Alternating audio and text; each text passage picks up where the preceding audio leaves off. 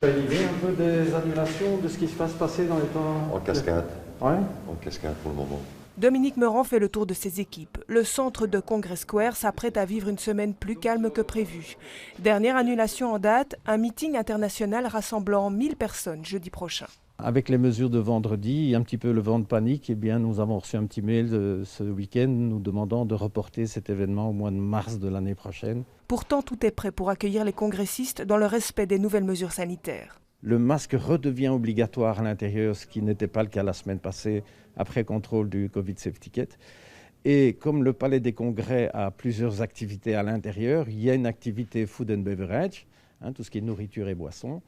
Et donc les cocktails debout, qui étaient vraiment un moment privilégié pour échanger entre personnes, sont désormais interdits. Et donc vous le voyez peut-être derrière moi, donc ça ne se fait qu'à table et avec maximum 6 personnes. Et pour l'organisatrice du seul événement prévu à Square ce matin, on a dû se réinventer, car de nombreux visiteurs ont finalement choisi de suivre en distanciel. Évidemment, la proportion prévue initialement était de 150 participants ici au Square et 300 en ligne.